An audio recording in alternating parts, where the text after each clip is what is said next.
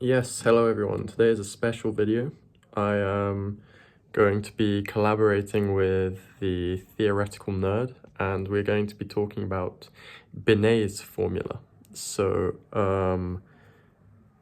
Yeah, what do we, oh yeah, so we're gonna go over to theoretical nerd, who is a linear algebra maestro. So if you've got any holes in your linear algebra game, then, yeah, check him out. And if not, still check him out because, as you'll see, he's a very entertaining YouTuber. So without further ado, yeah, let's see what he has to say. Oh no, that was bad. Hello everyone. Today's a really big day because I am collaborating with the great Gregorius Mathematics, as seen right here, so please do go ahead and subscribe. I really appreciate him taking his gracious time collaborating with smaller creators like me. But anyhow, the topic of today's lesson, if we mosey on our way over here, is a closed form for the Fibonacci numbers. Now, laid out for you here is that closed form, and I want you all to sort of marvel at this sight. How the heck are these integers in the first place, okay? So with that running through our head, we're going to go through a proof, which in addition to this crazy closed form actually involves linear algebraic techniques. I mean, how are these two things compatible, right? So we'll see that today. So now with a little bit of sleight of hand, we're going to clear the board and get started. And just like that, we have a clear board and a clean slate to start our work. So we know we have a hint. We want to involve eigenvectors. We want to involve linear algebra somehow. So what is this sort of standard language of linear algebra? Well, linear maps, matrices, right? In this case, there's a one-to-one correspondence between linear maps and matrices. And so we're going to be talking about linear maps. So what kind of linear map can we use to model eigenvectors? I'm going to propose one, and there's going to be two things we need to show. So consider the following linear map, and we're looking at a linear map from, let's say, R2 to itself. So this is often how that's written. I'm basing off notation from Axler's Linear Algebra Done Right, by the way. A very wonderful text. If you haven't seen it, I would highly recommend you to go ahead and look at it. And we're defining T as follows. Now this is rigorous this isn't rigorous in two ways, because I state that this is a linear map without proving it to you directly. But I encourage you to go check that. Due to the time constraint, I will leave out the proof of that, but this is pretty straightforward. You just have to check linearity, right? But the other thing, more importantly, to check is, how does this have anything to do with the Fibonacci numbers, right? Well, let's try something, okay? So what are the first two elements of the Fibonacci numbers? A lot of times that's written as 0 or 1. So remember, Fibonacci numbers are defined recursively. We have 0, 1, let's say F0 is how we're going to denote the 0th Fibonacci number, and then F1 is 1. And so oftentimes you see 1 and 1 as the first two, but this is convenient for sort of generating it, and it'll work with our little construction here. Then F2 is, we can define any Fn as Fn minus 1 plus Fn minus 2 for n is greater than or equal to 2, right? Once we have these two base cases, right? And so how are we getting from here to here? Well, we have two coordinates, okay? We have two coordinates to work with. So let's just see what happens if we plug in t0, 1, okay? Let's see what happens. Okay, so we move that first Fibonacci number, that 1 here, to the x position here. So we have 1, and then we have 0 plus 1. Okay. 1, 1. This is looking familiar, is it not? This looks like F1, and this looks like F2, right? Okay, let's try again. Let's take t of this. Remember, we're working recursively, so we assume there's some kind of recursive thing going on. So t of 1, 1, we have, again, we move that x value, that y value to the x position, and then we add them, and that's 2. And doesn't that not just mimic the operation that we're doing with the Fibonacci numbers? We're looking at the previous two, and we're adding them, and then we're getting the next one. And so this exactly models the Fibonacci numbers. And so really my claim then is the following. It's that t to the n, and by t to the n, I don't mean t times t times t, I mean t composed with t n times. So t squared, I'm saying, is t composed with itself, okay? My real claim is t composed with t composed with itself n times, pardon my English here, of 0, 1, starting at 0, 1, that little base case, is equal to the nth Fibonacci number followed by the n plus 1th Fibonacci number. Okay, that's our claim. This is easily proved with induction. I highly encourage you to go do it. Again, I'm hesitating here because I'm tempted to prove it with you guys. I'm still tempted to. I think I might just lean into proving it. Just a real quick sketch. It's very straightforward. How do we proceed by induction? Well, we need to check a base case. We just check base case, so we can mosey on from there. So now we assume inductively, by the induction hypothesis, that t composed with itself k times of 0, 1 is equal to fk fk plus 1, right? Okay, now we check fk plus 1, right? So tk plus 1. Let's see what happens here. Well, this is t composed with what we have here, so tk 0, 1. And what is this? This is precisely t of fk by the induction hypothesis, fk plus 1. And what is this? Well, by definition, this is fk plus 1, right? We move the y to the x, fk plus 1, right? And what is this precisely? This is fk plus 2. And so really this, we've just proven the result for n equals k plus 1, and thus by yada yada, by the theory of induction, by the mathematical theory of induction, we've proven the desired result. Okay, that's pretty simple. I'm going to clear the board and we'll be right back with the next step. Okay, so what do we have now? We have these things, right? We have a t, and we've proven the following fact. Okay, but how do we go from here to finding some kind of closed form for fn? Well, we want to try to find t composed with itself n times of 0, 1 in a different way than as it is expressed here, because then what happens when we do that, then we have some kind of equation that we can relate fn to, okay? Okay, interesting, but how do we do that? Well, if you have any intuition from linear algebra, you might recall eigendecomposition, right? Because if we're taking t composed with itself n times, we can think of the analog as multiplying a matrix by itself n times. And what's an easy way to do so? What's an easy way to multiply a matrix by itself n times? Well, decomposing it based on its eigenvectors. So that's the next intuition. But in fact, we don't end up doing that, interestingly. So let's see what happens when, let's find its eigenvectors, eigenvalues, and proceed from there. Does it even have two unique eigenvalues? We'll see.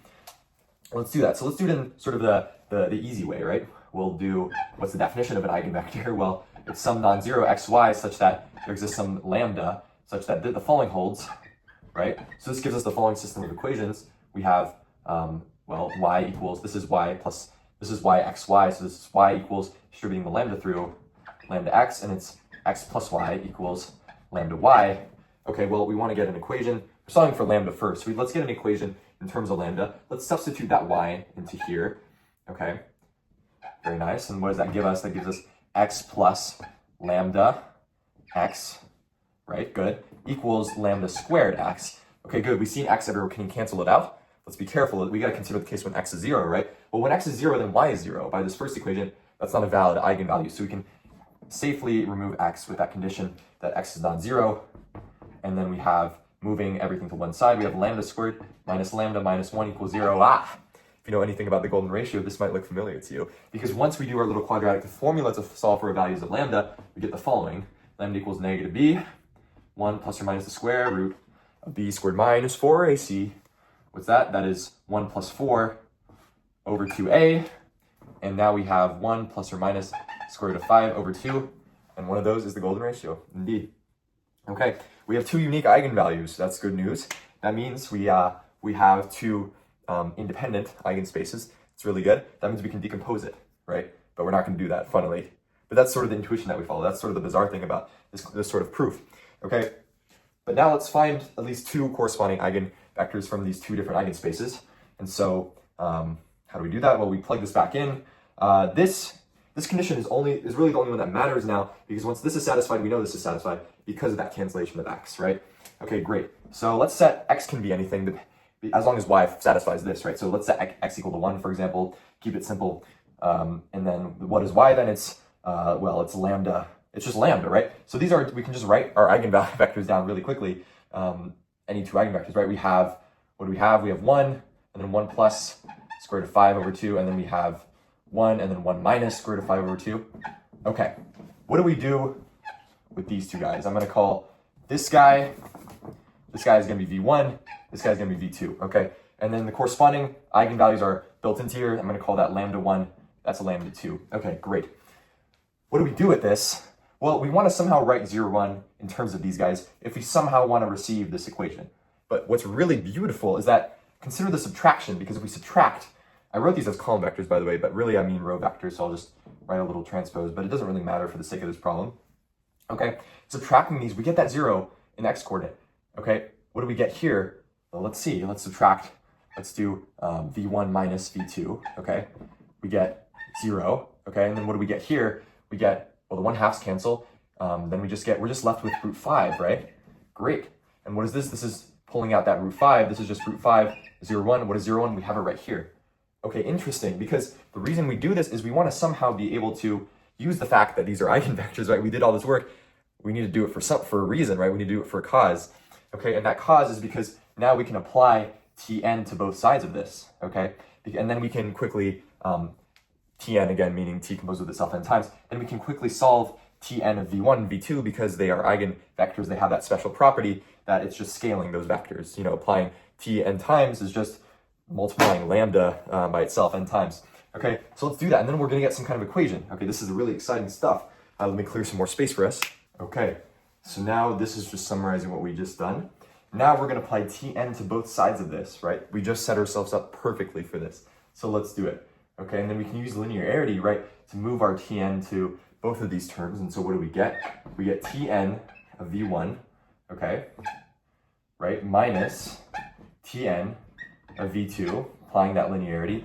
Applying linearity again here, we can move out that root 5 is equal to root 5 Tn of 0, 1. What is Tn of 0, 1? Right here, great. So root 5 of Fn plus 1. Brilliant. Okay, now we use our eigenvector property, okay? What do we have here? We have, this is lambda 1 to the nth power times v1, and this is lambda 2 to the nth power times v2. Okay, now, well, we're gonna have to eventually substitute v1 and v2, right? We also have to divide by that root 5.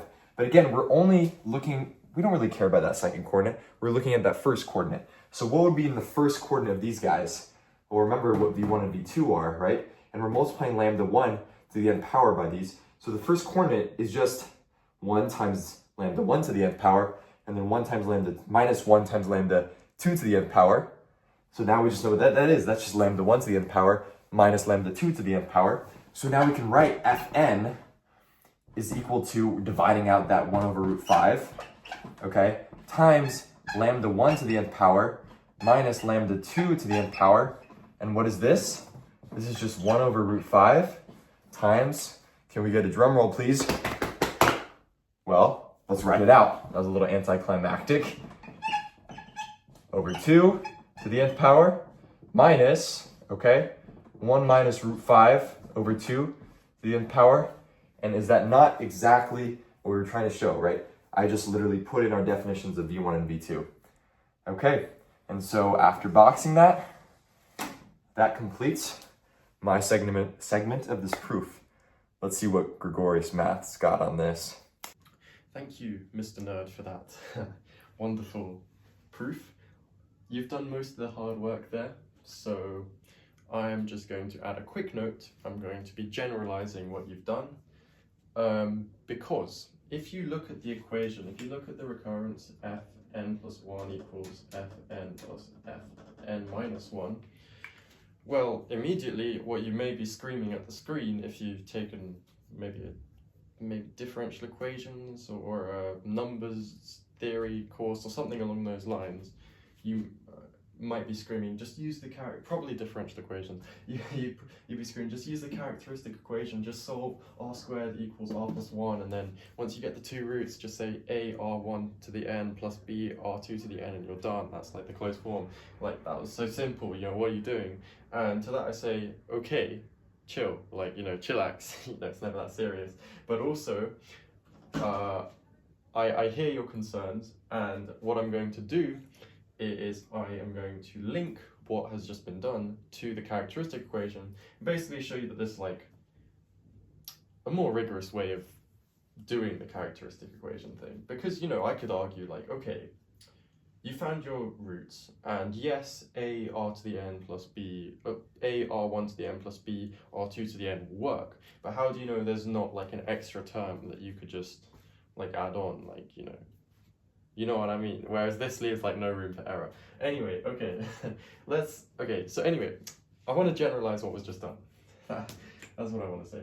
So instead of looking at this, let's look at more generally, xn plus 1 is given by axn plus bxn minus 1. And I could do like what I'm about to say for a recurrence relation of any length. I could put k terms in here and I'd still be fine, but I don't want to do that in this video. I'll leave that as an exercise once you've seen this. So, okay, how can we relate these using linear maps, well, I'm just going to use a matrix, which, as was said before, is a linear maps in one-to-one correspondence. So I'm going to label the matrix A to be AB10. And why am I considering this matrix? Because if you do this and you apply it to xn minus 1, what do you get? Well, on the top you get axn plus bxn minus 1, and on the bottom you get xn. But this right here is exactly xn plus 1, so you just get xn plus 1, xn. So, you know, great, perfect. And so immediately from this, by induction, it's clear that a to the n of whatever the first two terms are, so x0, x1, x1, x0, I should say. By induction, it's immediately true that this is just equal to x to the n plus 1, x to the n, like so. Okay, so we've got a very similar situation to before, where the theoretical nerd was dealing with a linear map T, where T to the n applied to x1, x0 gave you the thing. And so what did he do next? Well, if you were watching, if you were closely observing, you would notice that he found the eigenvalues. So that is what we're going to do as well. So the determinant, so okay, actually I'm not even going to bother writing it out. Basically, okay, we want to find the eigenvalues. So let's do the determinant of a minus lambda I and set that equal to 0. So we get a minus lambda times by minus lambda.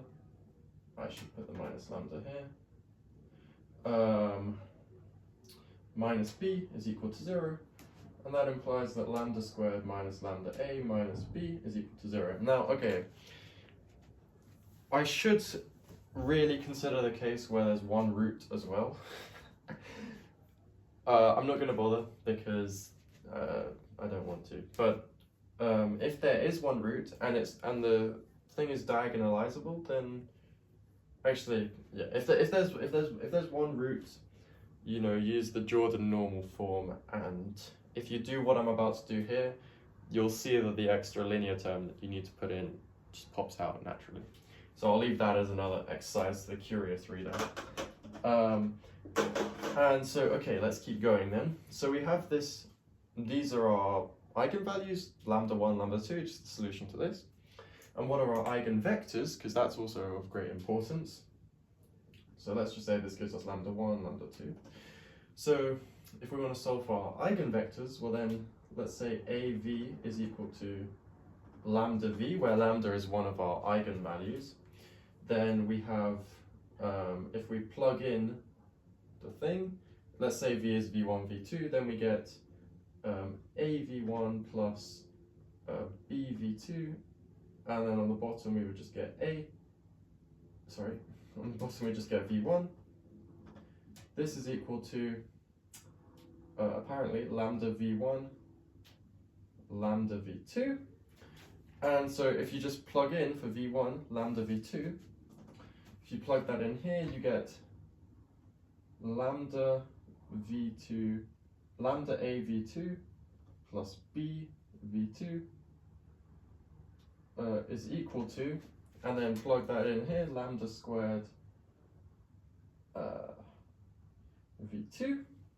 And then if you move everything to the other side, you get V2 times by lambda squared minus lambda squared minus lambda A minus B, that's what I was looking for, is equal to 0. But since lambda is an eigenvalue, this thing here is equal to 0. And well, if V2 were 0, that's the only other case, then V1 would also be 0 by the bottom components being equal. And that's illegal because we can't have 0, 0 being an eigenvector. So what we must have is that V1 equals to lambda times by V2. So in other words, our eigenvectors are of the form, let's call it V1 is equal to, so again, V1 has to be equal to lambda times V2.